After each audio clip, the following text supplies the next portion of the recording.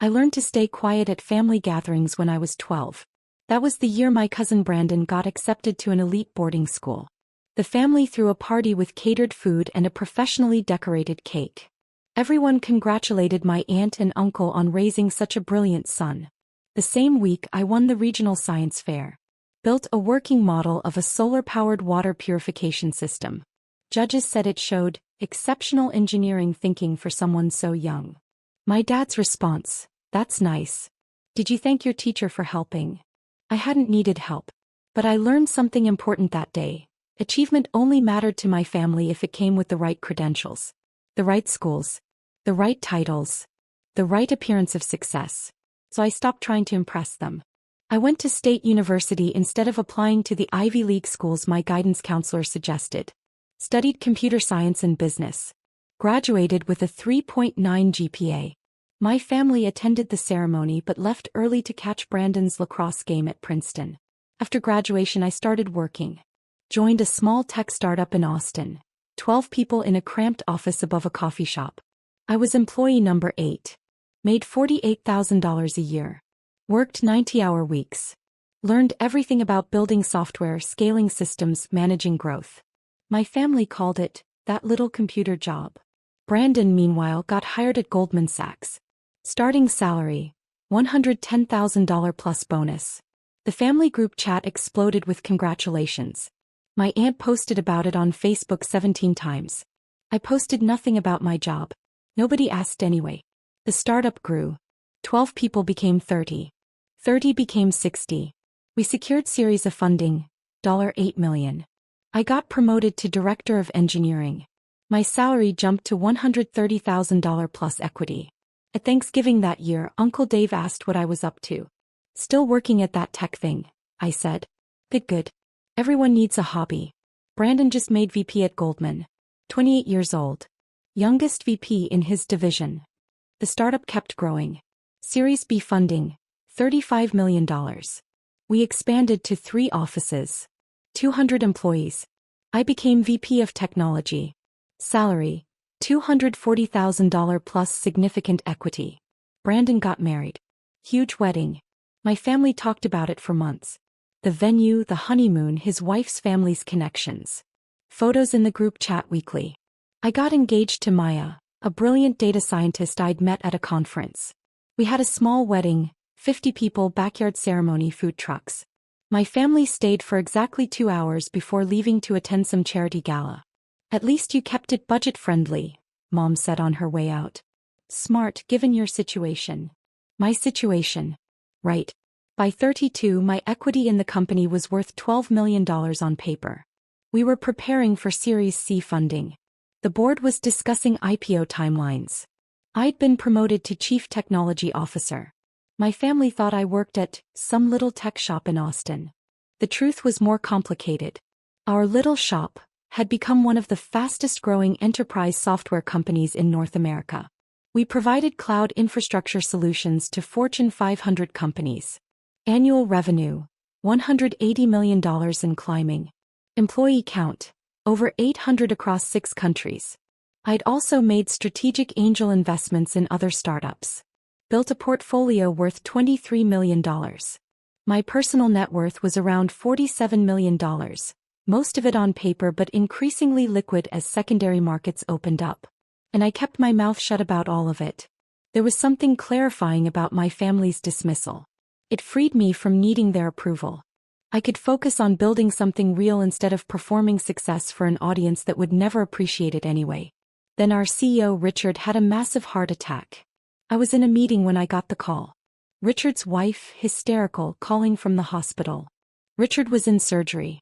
Prognosis uncertain. The board needed to convene immediately. Emergency board meeting at 6 p.m. 8 board members on video call, 2 in person. Everyone shell-shocked. Richard had been the face of the company for 7 years. We were 4 months from a planned IPO. This was crisis mode. "We need interim leadership immediately," our lead investor said.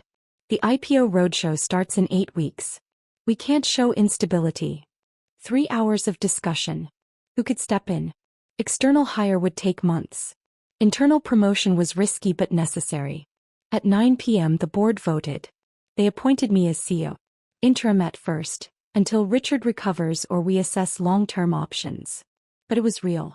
I was now chief executive officer of a company valued at $1.2 billion. The announcement went out to all employees the next morning. Press release by noon. Tech industry publications picked it up within hours. Tech startup navigates leadership crisis. CTO Michael Chen steps up as CEO. My phone exploded with messages. Congratulations from colleagues, investors, industry contacts. LinkedIn notification hell. Interview requests from TechCrunch, Bloomberg, Forbes. Nothing from my family. They didn't follow tech news. Didn't know the company name. Had never asked enough questions to make any connections. I was drowning in the transition. Richard's surgery went well, but recovery would take months. The board made it clear. I was CEO for at least 6 months, possibly permanently depending on Richard's health and my performance. The IPO timeline held firm. 8 weeks to prepare. Roadshow presentations. Investor meetings. Due diligence. SEC filings. I was working 20-hour days. 3 weeks into my new role, Mom called. Michael, we need to talk about Christmas. Mom, I'm in the middle of. It'll just take a minute. We're doing Christmas at Uncle Dave's this year. He just finished renovating his house, wants to show it off. Can you and Maya make it? I looked at my calendar. December 23rd to 26th. Right in the middle of IPO prep. We had investor meetings scheduled through December 27th. I don't think. Michael, it's Christmas. Family time. Surely your little shop can spare you for a few days. My little shop. The $1.2 billion company I was now running. I'll see what I can do. Great. Brandon and Melissa are coming. Brandon just got promoted again, executive vice president now. Makes $340,000 base plus bonus. We're so proud. I made $850,000 base salary as CEO, plus equity worth tens of millions, but sure. That's great, Mom. Maybe he can give you some career advice. He's really figured out how to succeed in business. I hung up and went back to reviewing our S-1 filing. The next 3 weeks were chaos. Final IPO preparations. Board meetings. Press interviews. Leadership coaching. I was operating on 4 hours of sleep, living on coffee and adrenaline. The company issued me new security credentials. As CEO, I now had level 5 clearance, the highest tier. Access to all systems, all facilities, all data. The badge was different from my old CTO one. Heavier. More sophisticated. It included biometric verification, encrypted chips, and real-time location tracking for security purposes. It also had emergency alert capabilities. If there was a critical security incident, system breach, or urgent executive decision needed, the badge would light up and vibrate. Critical alert features for a CEO managing an $800 million company heading toward IPO. December 23rd arrived. Maya and I drove to Dallas for Christmas at Uncle Dave's new house.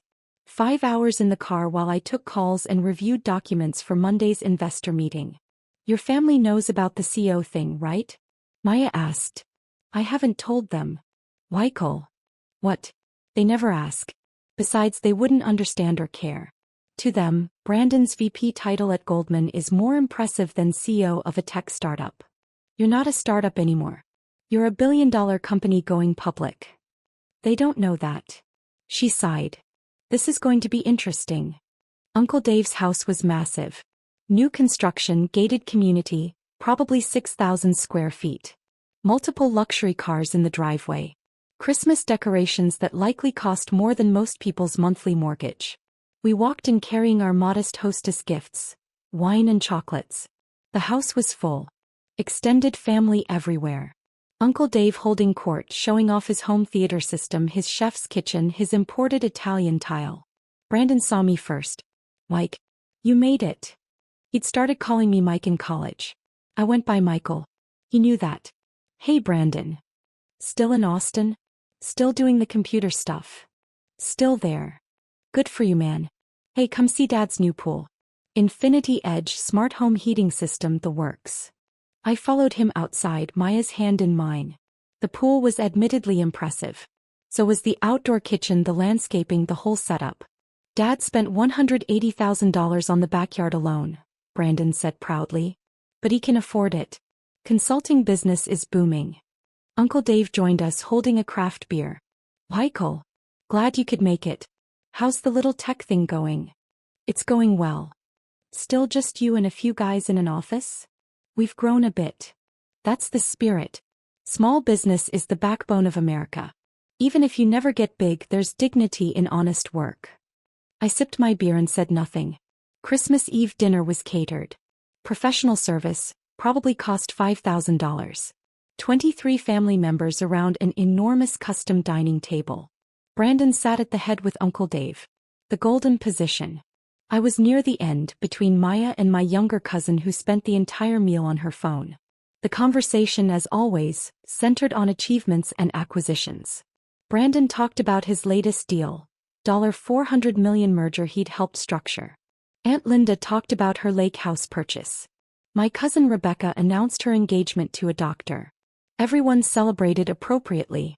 Uncle Dave stood up with his wine glass. I want to thank everyone for coming. This Christmas is special because we're all together, celebrating another successful year for our family. Brandon's promotion, Rebecca's engagement, Dave Jr.'s real estate license. We've raised successful, ambitious children. He gestured around the table. Everyone beamed.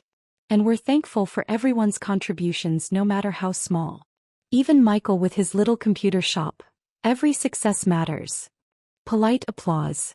A few sympathetic smiles directed at me. Maya squeezed my hand under the table.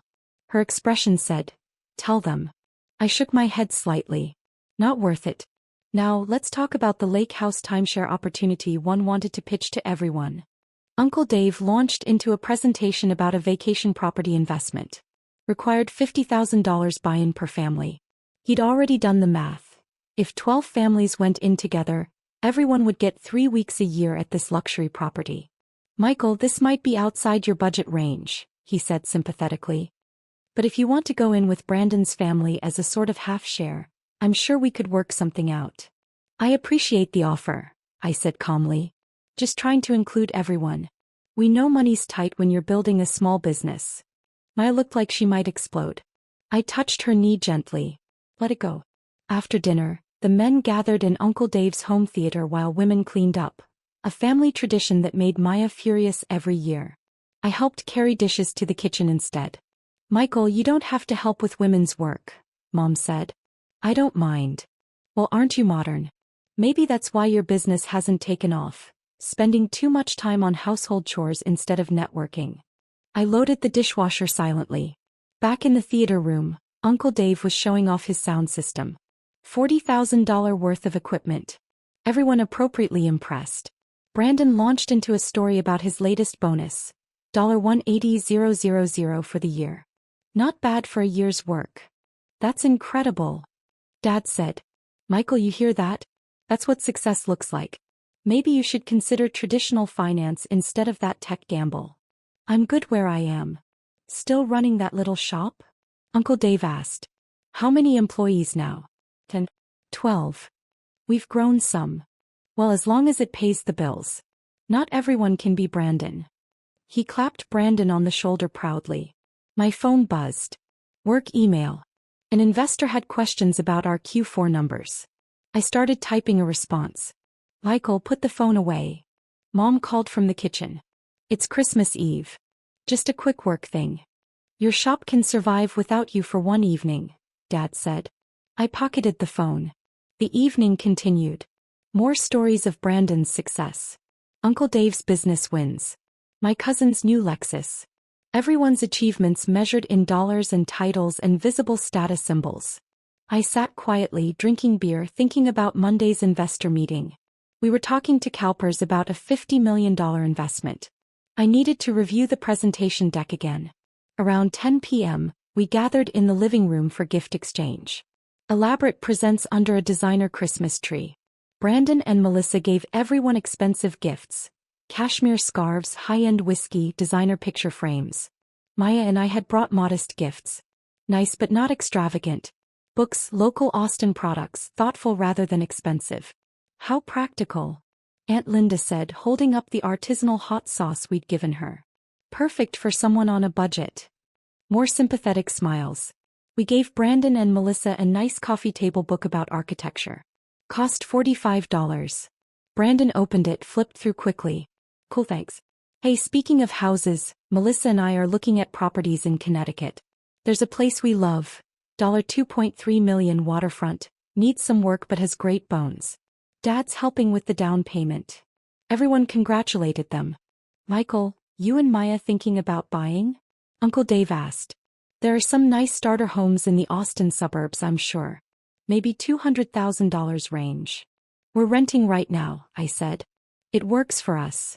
Actually, we just purchased a $3.8 million house in Westlake Hills. But why mention it? Renting's just throwing money away, Dad said. You should really consider buying.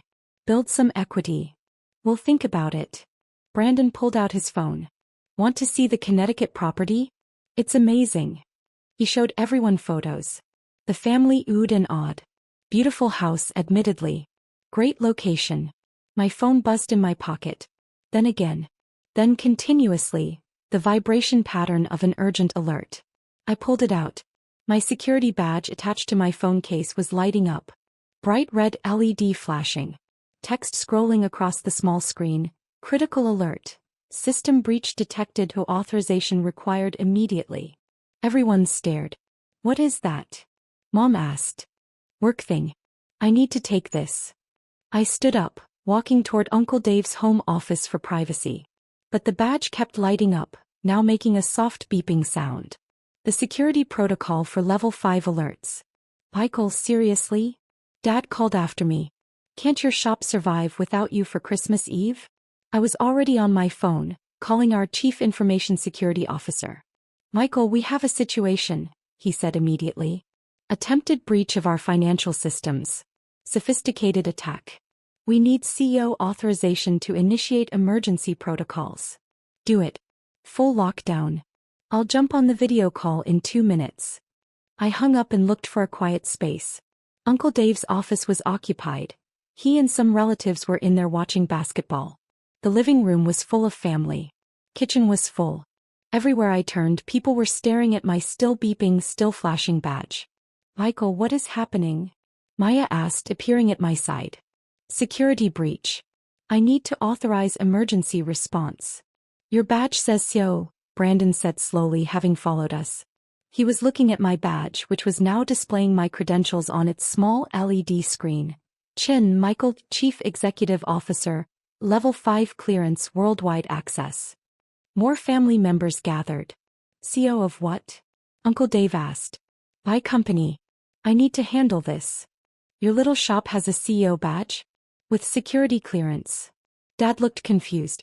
My phone started ringing. The board chair. This was escalating. Everyone, I really need privacy for this.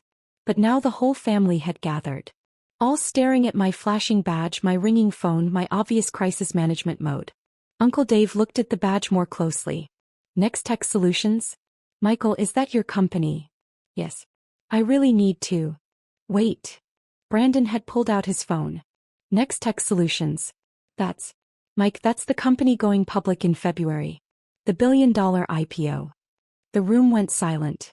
You work there? Aunt Linda asked. I'm the CEO. You could have heard a pin drop. The CEO, Dad repeated slowly. Since November. I was CTO before that. Now I really need to handle this security situation. I walked out onto Uncle Dave's back patio, leaving 23 stunned family members behind. Jumped on the emergency video call. Spent 40 minutes coordinating our response to the breach attempt. Authorized system lockdowns. Approved emergency security protocols. Consulted with our legal team about disclosure requirements.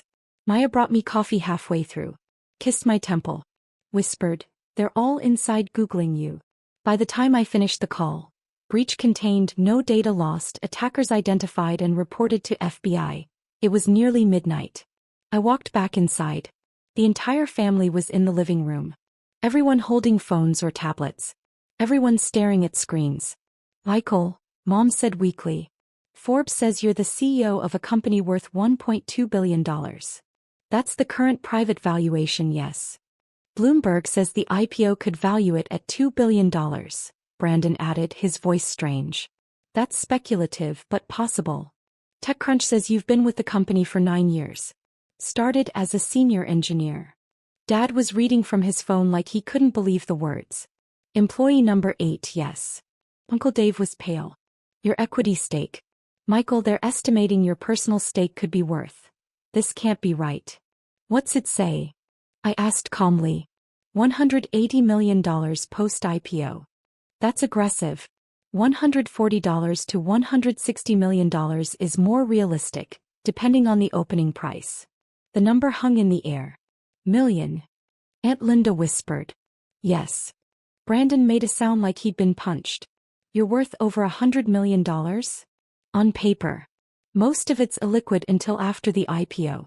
But with secondary sales and angel investments, my current liquid net worth is around $50 million. Silence. Your little shop, Dad said slowly, employs over 800 people.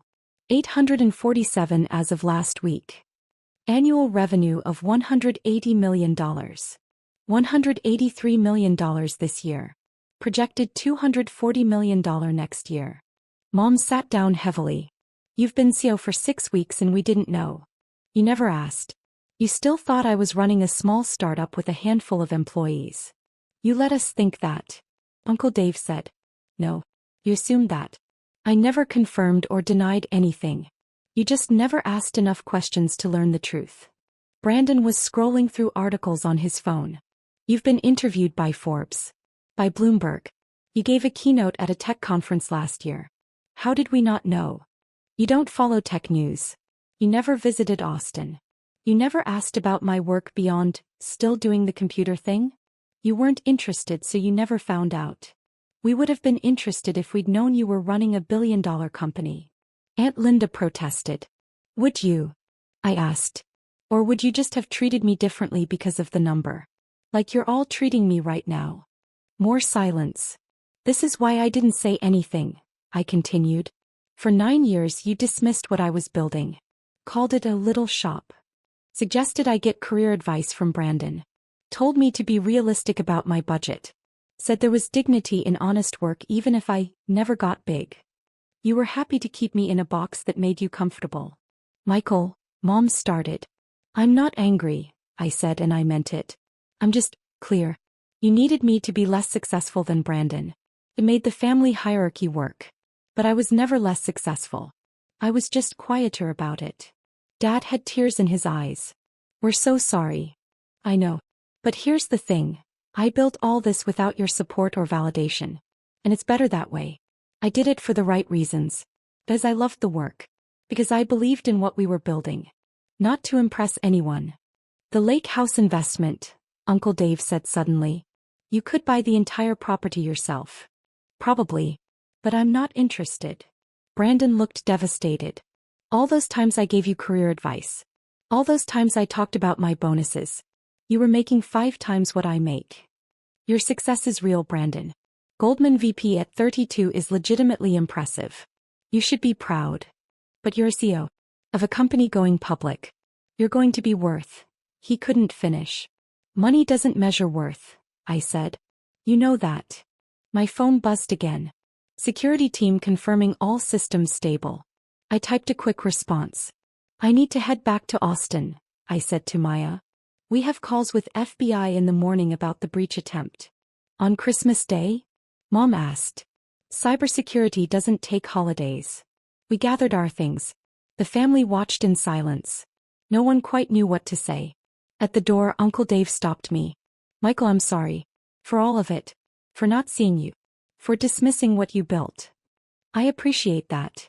Can we start over? Really get to know your work. I considered it. Maybe. But I'm not interested in being the family success story now that everyone knows the numbers. If we rebuild relationships, it has to be real. Not based on my bank account. He nodded slowly. Fair. Brandon appeared. Michael. I'm sorry too. I was an ass. For years. You weren't an ass. You just bought the story everyone told. I'm successful, you're successful. It doesn't have to be a competition. Can I call you sometime? Actually ask about your work? Not to get advice or connections. Just to actually know my cousin. Yeah. I'd like that. Maya and I drove back to Austin that night. 5 hours in the dark, processing everything. How do you feel? She asked. Tired. But about the family thing? I thought about it. Relieved maybe? The secret was exhausting. Not because I wanted them to know, but because maintaining their illusion took energy. Will things change now? Probably. They'll treat me differently. That's inevitable. But maybe some relationships can become real. Brandon seemed genuine. Your mom cried when we left. I know. We drove in silence for a while. The badge lighting up was pretty dramatic timing, Maya said with a small smile. I laughed. Not how I planned to tell them. But effective. My phone buzzed. Text from Dad, I'm proud of you. I should have said that 9 years ago. I'm sorry it took this long. I showed Maya. You going to respond? Tomorrow.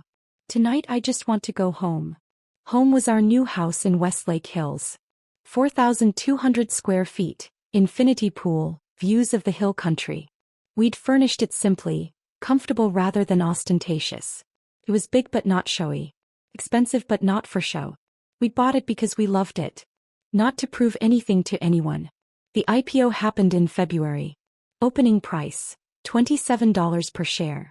By end of day one, $42. My equity stake was worth $187 million. Forbes called for an interview. Bloomberg wanted a profile. TechCrunch requested a feature about my journey from employee number 8 to CEO. I did selective press. Kept it professional. Focused on the company, not personal wealth. My family saw the coverage.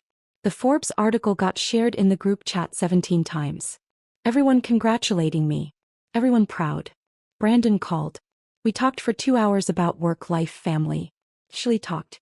He was processing a lot. His identity had been built on being the successful one. Now he was recalibrating. I'm happy for you, he said finally. I mean it. I'm also jealous and confused and a little devastated. But I'm genuinely happy for you. Your success is real too, I reminded him. I know. But Michael, you built something extraordinary. From the ground up. I just climbed a ladder someone else built. Both are fine. But yours is special. We have different paths. That's okay. Yeah. Pause. Can I ask you something? Sure. Why didn't you tell us? Really? I considered the question carefully. Because if I'd told you early when the company was small, you would have dismissed it as delusion. And if I'd told you later when we were successful, it would have changed everything for the wrong reasons. You would have treated me differently because of what I had, not who I was. I needed to know I could build something without external validation. Does that make sense? Yeah. Actually, it really does. We talked more often after that. Real conversations. He asked about my work, I asked about his. We were building an actual relationship instead of a competitive dynamic. Mom and Dad visited Austin. Toured the office. A sleek space downtown with amazing architecture. Met my team. Saw what I'd built. They cried in the lobby. We missed so much, Mom said. You did. But we can't go back. We can only go forward. Uncle Dave sent a long email apologizing for years of dismissal. He owned it completely. Asked for nothing. Just acknowledged his failures. I wrote back. Accepted the apology. Suggested we try fresh. The family dynamics shifted. I was no longer the invisible cousin, the budget option, the small business guy. Some relatives got weird about money. Suddenly everyone had investment opportunities to share. I shut that down quickly. But some relationships deepened. Brandon and I became genuine friends. My younger cousins reached out asking about tech careers. Dad called weekly, actually wanting to know about my work. It wasn't perfect.